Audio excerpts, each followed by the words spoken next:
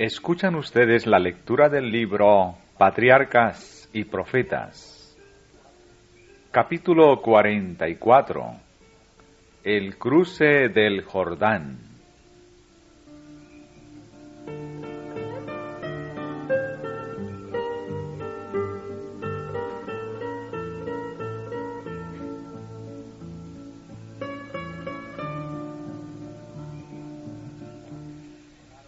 Los israelitas lloraron profundamente la partida de su jefe y dedicaron 30 días de servicios especiales a honrar su memoria.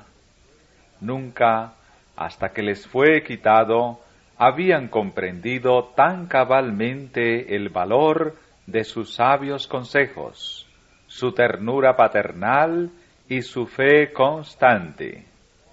Con un aprecio nuevo y más profundo, recordaron las lecciones preciosas que les había dado mientras estaba con ellos.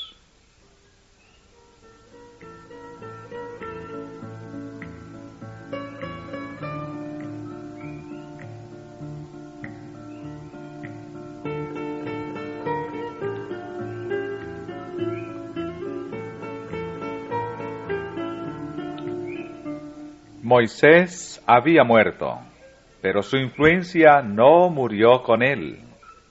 Ella había de sobrevivir reproduciéndose en el corazón de su pueblo. El recuerdo de aquella vida santa y desinteresada se conservaría por mucho tiempo con amor, y con poder silencioso y persuasivo amoldaría la vida hasta de los que habían descuidado sus palabras cuando vivía.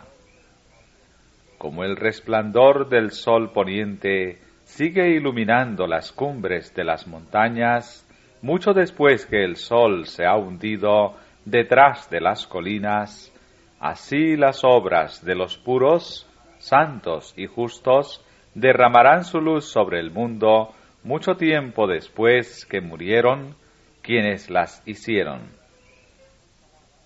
Sus obras, sus palabras y su ejemplo vivirán para siempre. En memoria eterna será el justo.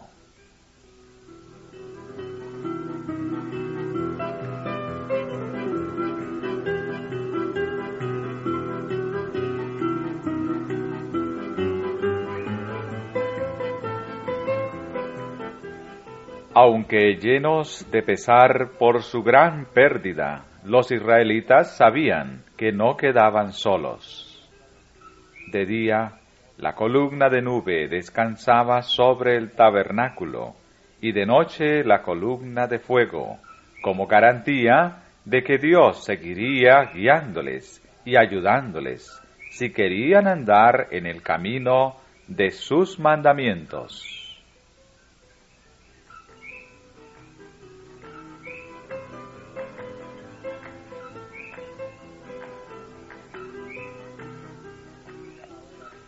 Josué era ahora el jefe reconocido de Israel.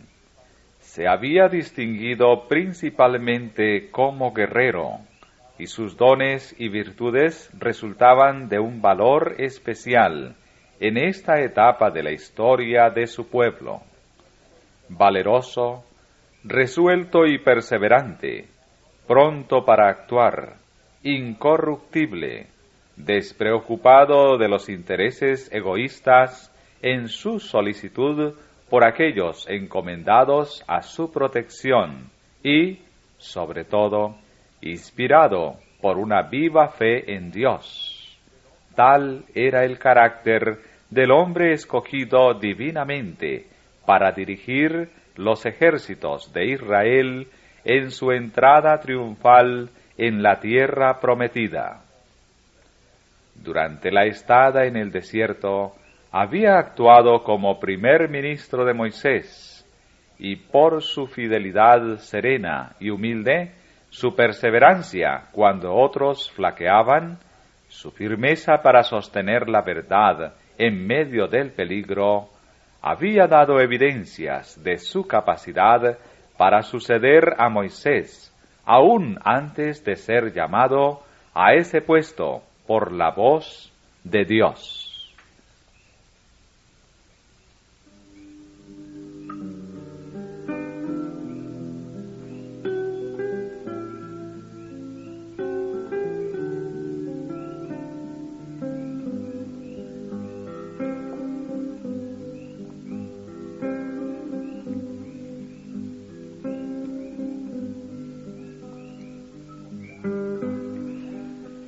Con gran ansiedad y desconfianza de sí mismo, Josué había mirado la obra que le esperaba.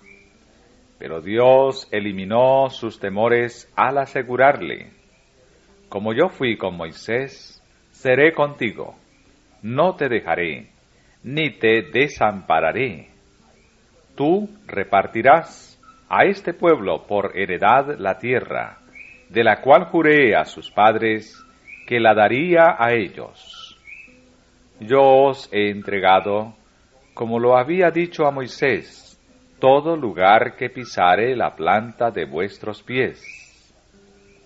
Había de ser suya toda la tierra que se extendía hasta las alturas del Líbano en la lejanía, hasta las playas de la gran mar y hasta las orillas del Éufrates en el este.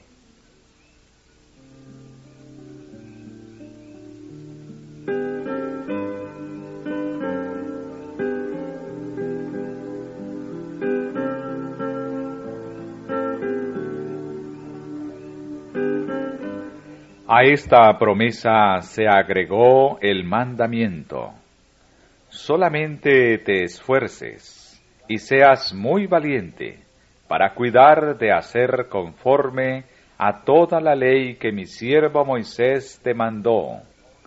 Además, le ordenó el Señor: el libro de aquesta ley nunca se apartará de tu boca. Antes de día y de noche meditarás en él. No te apartes de ella ni a diestra ni a siniestra, porque entonces harás prosperar tu camino y todo te saldrá bien.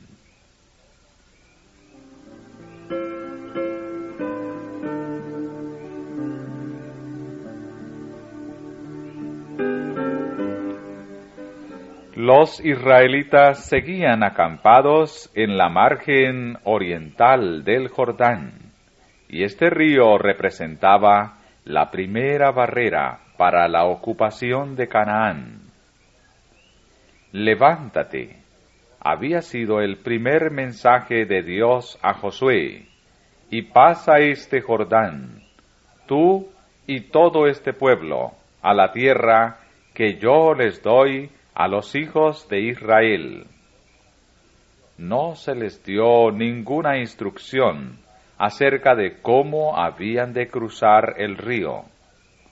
Josué sabía, sin embargo, que el Señor haría posible para su pueblo la ejecución de cualquier cosa por él ordenada.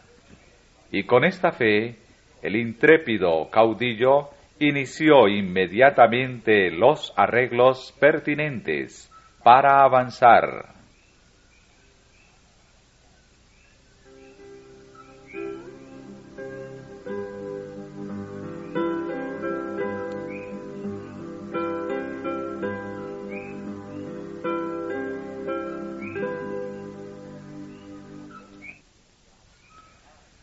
A pocas millas más allá del río, exactamente frente al sitio donde los israelitas estaban acampados, se hallaba la grande y muy fortificada ciudad de Jericó.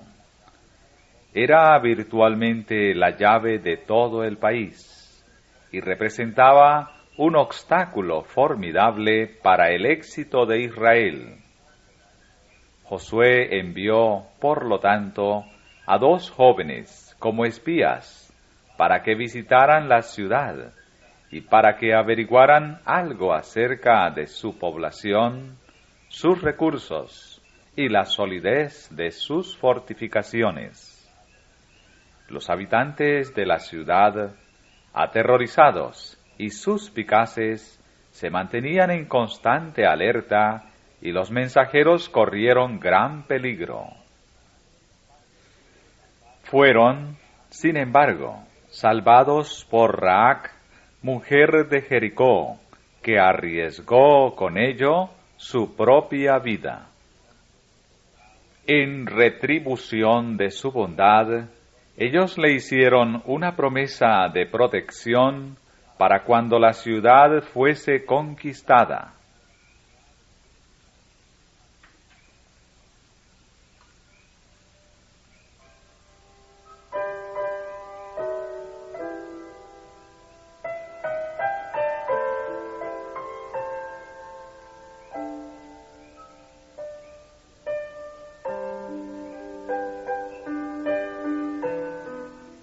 Los espías regresaron sin novedad, con las siguientes noticias.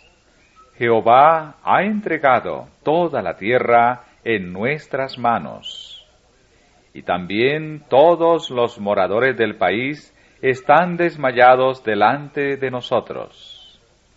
Se les había dicho en Jericó: hemos oído que Jehová hizo secar las aguas del mar Bermejo delante de vosotros, cuando salisteis de Egipto, y lo que habéis hecho a los dos reyes de los amorreos que estaban de la parte de allá del Jordán, a Sehón y a Og, a los cuales habéis destruido.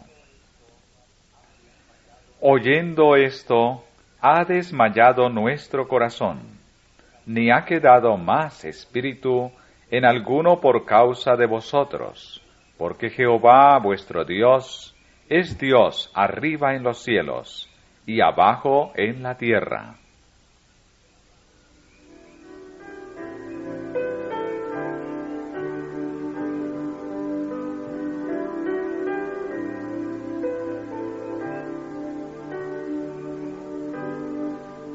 Se ordenó entonces que se hiciesen los preparativos para el avance. El pueblo había de abastecerse de alimentos para 3 días, y el ejército había de ponerse en pie de guerra para la batalla. Todos aceptaron de corazón los planes de su jefe y le aseguraron su confianza y su apoyo. Nosotros haremos todas las cosas que nos has mandado, e iremos a donde quiera que nos mandares. De la manera que obedecimos a Moisés en todas las cosas, así te obedeceremos a ti. Solamente Jehová tu Dios sea contigo, como fue con Moisés.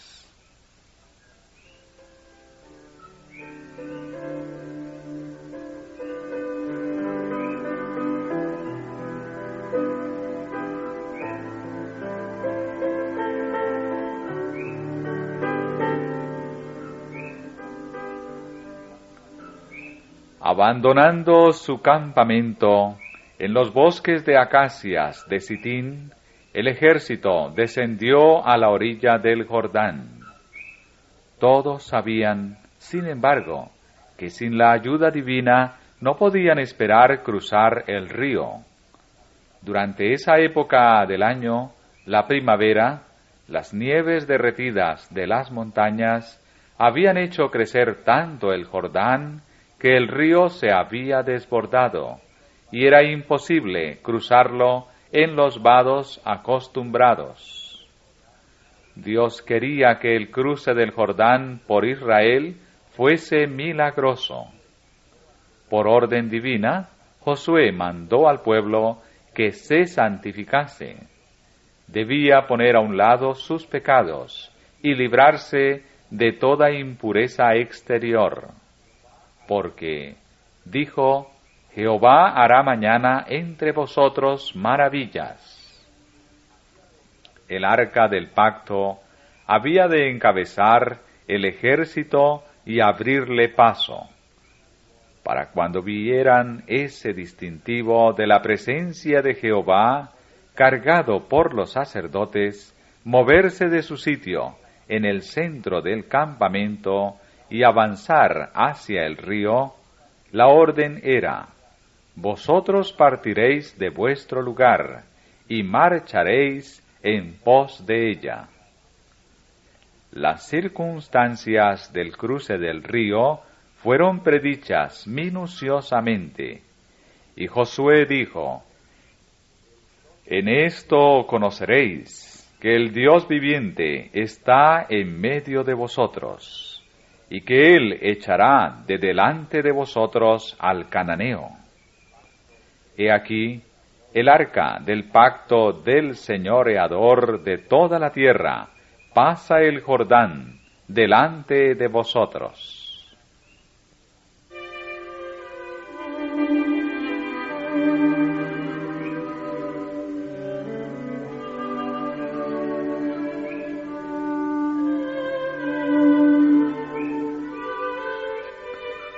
A la hora señalada comenzó el avance. El arca, llevada en hombros de los sacerdotes, encabezaba la vanguardia. Se le había ordenado al pueblo que se retrasara un poco, de manera que había un espacio de más de media milla entre ellos y el arca. Todos observaron con profundo interés cómo los sacerdotes bajaban hacia la orilla del Jordán. Los vieron avanzar firmemente con el arca santa en dirección a la corriente airada y turbulenta, hasta que los pies de los portadores del arca tocaron el agua. Entonces, las aguas que venían de arriba fueron rechazadas de repente, mientras que las de abajo siguieron su curso, y se vació el lecho del río.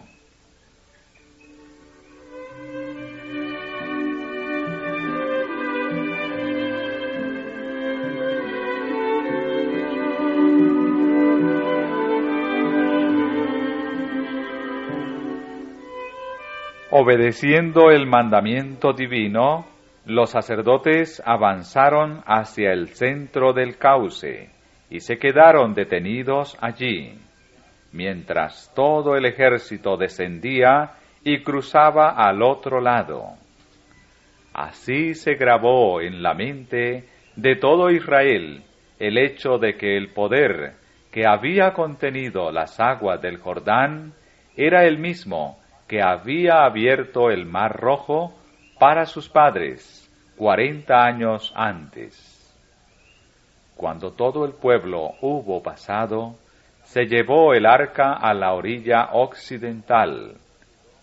En cuanto llegó a un sitio seguro y las plantas de los pies de los sacerdotes estuvieron en seco, las aguas aprisionadas, quedando libres, se precipitaron hacia abajo por el cauce natural del río, en un torrente irresistible.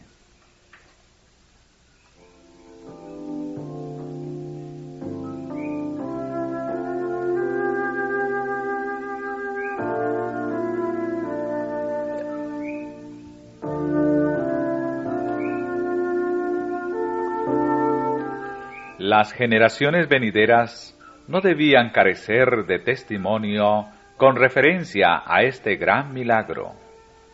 Mientras los sacerdotes que llevaban el arca estaban aún en medio del Jordán, 12 hombres escogidos con anticipación, uno de cada tribu, se encargaron de tomar cada uno una piedra del cauce del río donde estaban los sacerdotes, y las llevaron a la orilla occidental.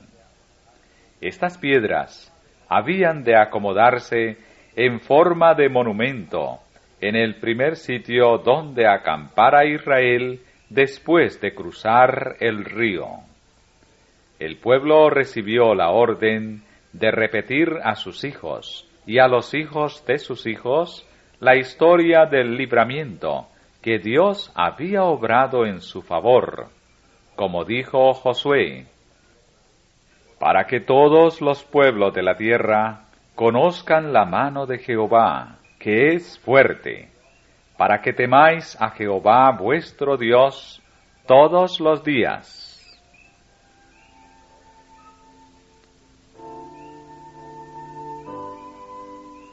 Este milagro ejerció gran influencia, tanto sobre los hebreos como sobre sus enemigos. Por él, Dios daba a Israel una garantía de su continua presencia y protección, una evidencia de que obraría en su favor por medio de Josué, como lo había hecho por medio de Moisés. Esta seguridad era necesaria para fortalecer su corazón en el momento de emprender la conquista de la tierra, tarea estupenda que había hecho tambalear la fe de sus padres 40 años atrás.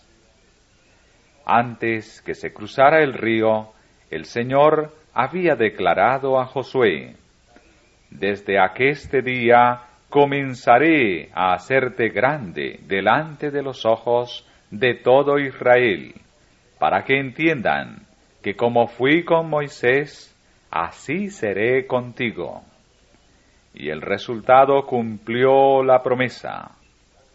En aquel día, Jehová engrandeció a Josué en ojos de todo Israel, y temiéronle como habían temido a Moisés todos los días de su vida. Este ejercicio del poder divino en favor de Israel estaba destinado también a aumentar el temor con que lo consideraban las naciones circunvecinas y a ayudarle así a obtener un triunfo más fácil y más completo. Cuando las nuevas de que Dios había detenido las aguas del Jordán ante los hijos de Israel llegaron a oídos de los reyes de los amorreos y de los cananeos, sintieron gran temor en su corazón. Los hebreos ya habían dado muerte a 5 reyes de Madián, y al poderoso Sehón, rey de los amorreos, y a Og de Basán. Y luego el cruce del impetuoso y crecido río Jordán había llenado de terror a todas las naciones vecinas. Tanto a los cananeos como a todo Israel y al mismo Josué se les habían dado evidencias inequívocas de que el Dios viviente, el Rey del cielo y de la tierra, estaba entre su pueblo y no los dejaría ni los desampararía.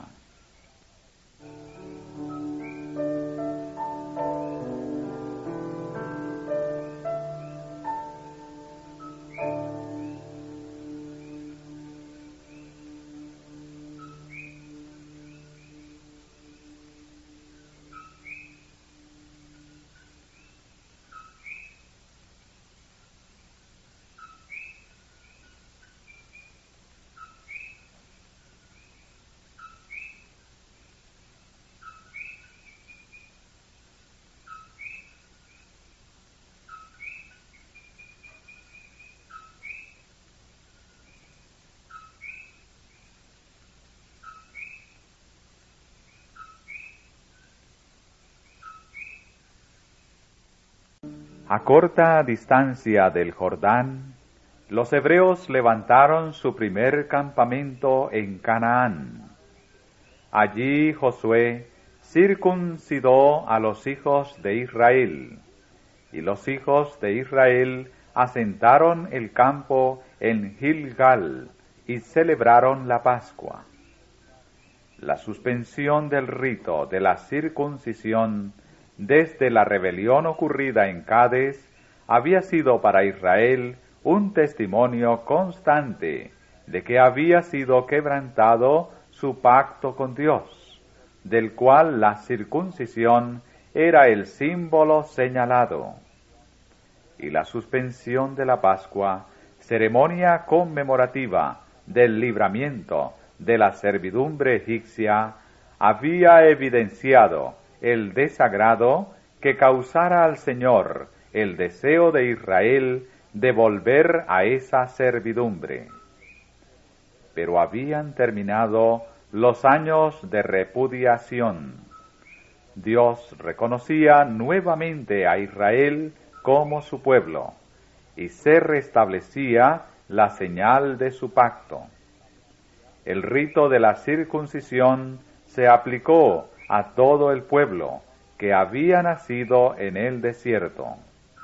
Y el Señor le declaró a Josué: «Hoy he hecho rodar de sobre vosotros el oprobio de Egipto».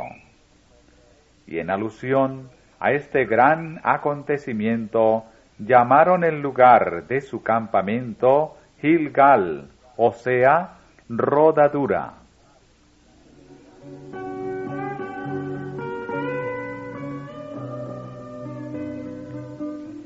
Las naciones paganas habían mirado con oprobio al Señor y a su pueblo, porque los hebreos no habían tomado posesión de Canaán como lo esperaban, poco después de haber abandonado Egipto.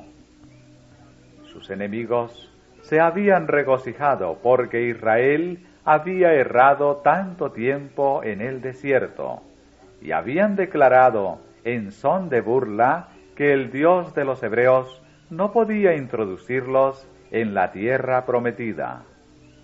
Ahora el Señor había manifestado señaladamente su poder y favor al abrir el Jordán ante su pueblo, y sus enemigos ya no podían tenerlos en oprobio.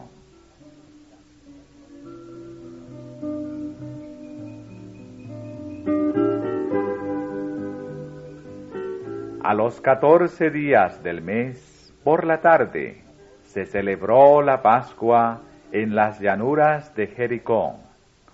Y al otro día de la Pascua comieron del fruto de la tierra los panes sin levadura, y en el mismo día espigas nuevas tostadas.